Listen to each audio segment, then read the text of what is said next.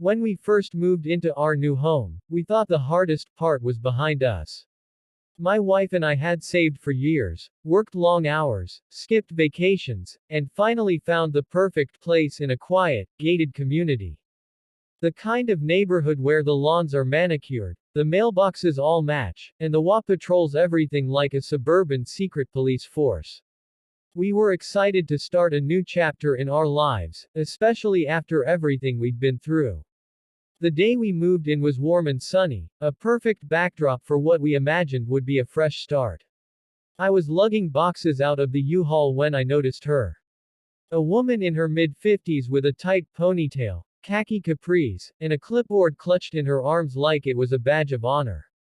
She stood at the edge of her driveway, arms crossed, watching us like a hawk circling prey. I nudged my wife and nodded toward her. "She's been staring at us for 20 minutes, I said under my breath. My wife, ever composed, just gave a half smile and replied, "Let her look." That was Karen. Or at least that's what we started calling her before we even knew her name. She gave off that energy, the one that makes your skin crawl with the sense that something unpleasant is about to happen. The stereotype fit so well it was almost like she had been cast for a reality TV show called HOA Nightmares. By the second day, Karen was on our doorstep with a list. "I'm with the HOA," she announced, not even bothering to introduce herself. "There are some things we need to go over." I looked over her shoulder and saw her clipboard, filled with documents and what looked like a printed satellite map of our property. She clicked her pen like a judge about to hand down a sentence. "For starters," she continued, "your grass is half an inch too long. And I noticed your moving truck blocked part of the street for 17 minutes yesterday. That's a violation." I wanted to laugh. 17 minutes. Was she timing us with a stopwatch? My wife joined me at the door, her expression calm and unreadable. "Good morning," she said politely.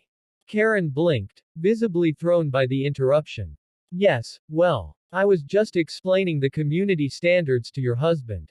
"I see," my wife replied, her tone neutral. "We're still settling in, but we'll take a look at the rules again." Karen didn't seem to like that response. Her lips pressed into a tight line. "I'll be watching," she said, turning abruptly and walking away without another word. Things escalated quickly after that. First it was a note taped to our trash can because we put it out an hour too early. Then a formal warning for having our porch light on past midnight. Then a citation for using non-conforming mulch in the front flower bed. We were still unpacking when she sent an official notice accusing us of using the wrong shade of beige for our shutters. My wife stayed level-headed through it all, which drove Karen even more insane. And every time we tried to comply, another rule would pop up like some twisted game of suburban whack-a-mole. But the real turning point came 2 weeks later. It was a Saturday morning. I had gone out for groceries while my wife stayed home to unpack the last of the boxes in the garage. I came back to a scene I'll never forget. 2 patrol cars parked in front of our house, lights flashing. My heart sank. I dropped the bags on the lawn and sprinted toward the house. Karen was standing at the edge of our driveway, smug and triumphant, arms folded like she was the sheriff of a Wild West town. "She's in there," she told one of the officers, pointing toward the garage. "I called because something suspicious is going on. I don't think she lives here. She looks out of place." That was it. That was the reason. Karen thought my wife didn't look like she belonged. It wasn't the garage or the boxes. It was the uniform my wife happened to be wearing. Dark cargo pants, black boots, and a utility belt, off-duty clothes from her job. Karen had seen my wife carrying gear from her trunk and assumed the worst. I could see the moment one of the officers recognized her. His posture straightened and he took a step back. Another officer whispered something into his radio. Then everything shifted. Karen, still oblivious, kept pushing. "I saw her with tactical gear. I think she's dangerous. She needs to be removed." That's when my wife walked out. Calm, confident, and clearly in charge. She pulled out her ID and held it up. Lieutenant Emily Reyes, Metro SWAT commander, she said flatly. This is my residence. Would you like to see the deed? Silence. Even the officers looked stunned. One of them stammered something about misunderstanding and apologized. Karen's face drained of color so fast I thought she might faint right there on our lawn. My wife didn't yell. She didn't threaten or escalate. She just stared at Karen with a look that could cut through steel. You made a false report to law enforcement, she said, her voice low and firm. That's a serious offense. Karen opened her mouth, then closed it. She looked like someone had pulled the rug out from under her world. Her fantasy of being the neighborhood enforcer had just collided with reality, and lost. The officers left after confirming everything was legitimate. One of them even shook my wife's hand and thanked her for her service. Karen retreated inside her house like a wounded animal. She didn't speak to us again for weeks. But the damage had been done. Not to us, but to her. Word got out. The neighbors started whispering. People who had once waved to her stopped. She wasn't the queen of the cul-de-sac anymore. Just a bitter woman with a clipboard who picked the wrong fight. And as for us, that was the day everything changed. The house was no longer just a home. It was a fortress. Not because of the walls, or the locks, but because of the woman who lived in it. My wife had faced down hostage situations, high-risk raids, and armed standoffs. Karen from the HOA never stood a chance. Karen's voice pierced the quiet afternoon like a fire alarm. She was standing just outside the property line again, clipboard in hand, eyes narrowed like a hawk watching prey. That's a violation of HOA Code 14B. She barked through the hedges. My wife, calmly unloading the last of her gear from the SUV, paused only to adjust her mirrored sunglasses before glancing in Karen's direction. Her expression didn't change, cool, unreadable, but I could see the tension rise in her shoulders. Not from fear, though. From the growing annoyance of someone used to far more serious threats than a nosy neighbor with a superiority complex. It had been less than 48 hours since my wife officially moved into the house I'd owned for 5 years. We thought we'd have a quiet weekend. Instead, we had Karen.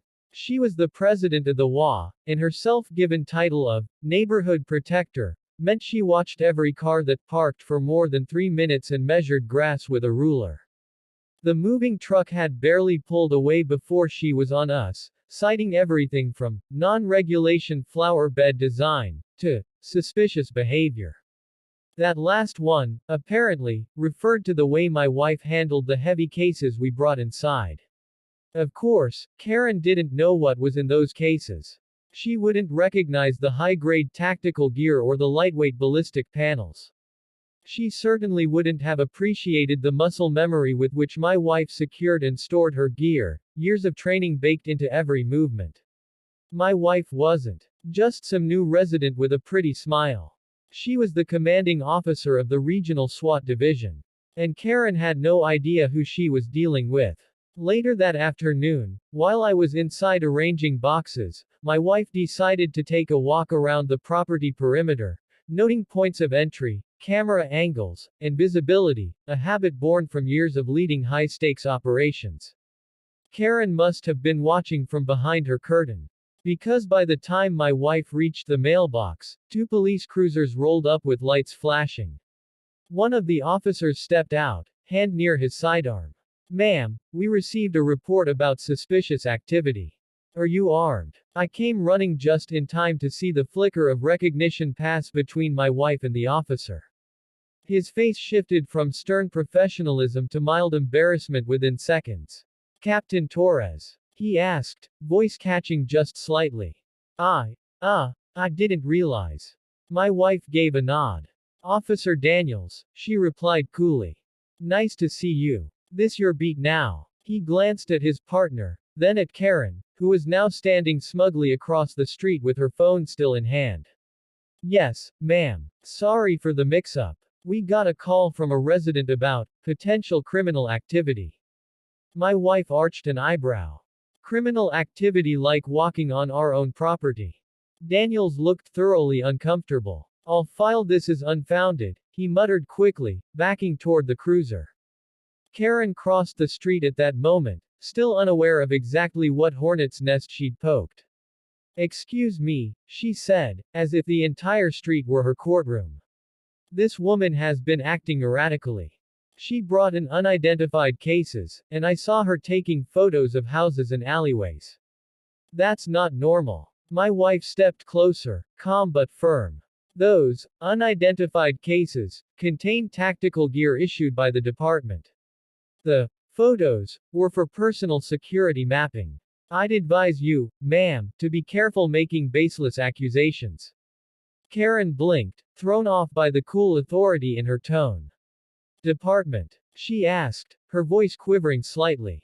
Police department, Daniels interjected, trying to stem the rising tension. She's the SWAT team commander. For the first time since we'd met her, Karen didn't have anything to say. Her jaw moved like she wanted to speak, but the words just didn't come. My wife stood there, arms folded, impassive. But I could tell she was holding back a smirk. Daniels and his partner left quickly, probably glad to be off the hook. Karen turned, flustered, and disappeared into her house like a retreating storm. That evening, the neighborhood was quieter than it had been in weeks. No impromptu watch checks. No code violations posted on doors. Just the warm summer breeze and the hum of crickets. But the story didn't end there. The next morning, we received an envelope on our porch, official HOA stationery, of course. Inside was a letter citing us for an unauthorized display of military-grade equipment, and intimidation of fellow residents. I half expected it. Karen wasn't the type to back down easily. But what she didn't know, again, was that my wife had connections far beyond this zip code. One phone call later, the HOA board was summoned for a special meeting. My wife, dressed in business casual, sat at the head of the long folding table in the community center. Not in uniform, but with the presence of someone who didn't need a badge to command attention. She outlined, in excruciating detail, her legal right to possess and transport tactical equipment, her duty to maintain readiness, and her federal clearance level. Then, she passed around a copy of the local law enforcement memorandum affirming her role and rights. When Karen tried to interrupt, my wife cut her off. You've been violating civil rights under the guise of neighborhood standards, she said. You've created a hostile living environment. If this continues, I'll have no choice but to report you to the city and pursue legal action. The room fell silent. One of the board members, a retired lawyer, cleared his throat. I think we can agree, he said delicately, that this matter has been mishandled. Moving forward, perhaps we should focus on community building rather than conflict. Karen didn't apologize. She didn't even look at us when the meeting ended. But she didn't cause any more problems, either. A few weeks passed. Neighbors who had once followed Karen's lead with suspicion started waving as we passed. One even brought over banana bread. The neighborhood began to feel less like enemy territory and more like home. And Karen, well, she still watched from her window. Still clutched her clipboard like a lifeline. But now, when my wife waved at her from our porch, calm, confident, unbothered, Karen looked away. She finally understood. This wasn't just another homeowner. This was someone who commanded respect not just in the neighborhood, but in the entire city. And she'd picked the wrong woman to mess with.